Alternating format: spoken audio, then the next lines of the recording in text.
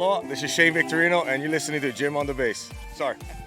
Hello, Shane Victorino here, and you're listening to Jim on Bass. Welcome back to the Jim on Bass show. We're here live at Tahoe Edgewood with Shane Victorino.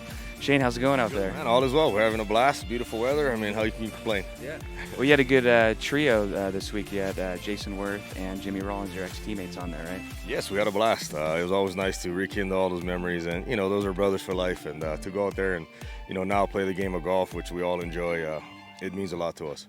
Well, did anything fun happen, like any birdies, eagles, anything like that? No, I kicked their butts. That's all that mattered. No, I'm just kidding. No, we had a fun day that day. A couple of us had some nice birdies. Jimmy had two, I think, that day. I had one. Jason didn't, I think, have any that day. But as I said, it was nice to be back with, like I said, a bunch of brothers and, to go out there and play the game of golf in front of all these people.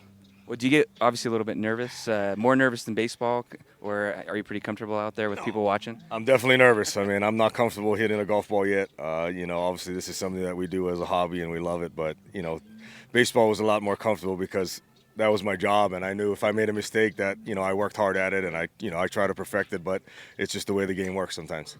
And is it true you're from Hawaii? Or? Yes, I was born and raised in Maui, a beautiful place and filled with beautiful people.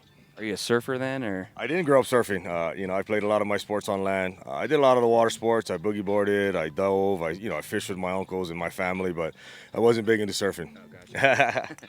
Well, is there anyone here that you were looking forward to see or meeting? I know you've done this a few times. Everybody. I mean, it's nice to come back every year to see some of the same faces, but also see the new ones, and get the opportunity to come out. And like I tell people, it's humbling for me. I mean, there's 87 of us in this field, and there's thousands and thousands that want to be here. So to be one of the guys that get to come out here, for the last 4 years and play and be a part of this American Century thing, it means a lot.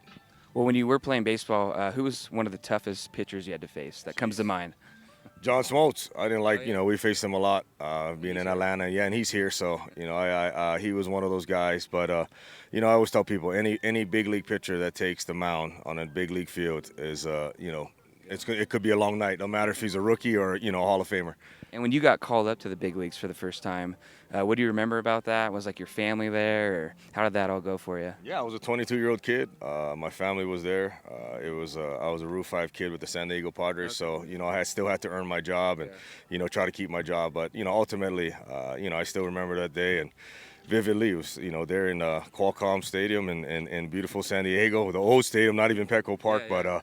But I still think back to that day and how lucky I was to become a Major League Baseball player.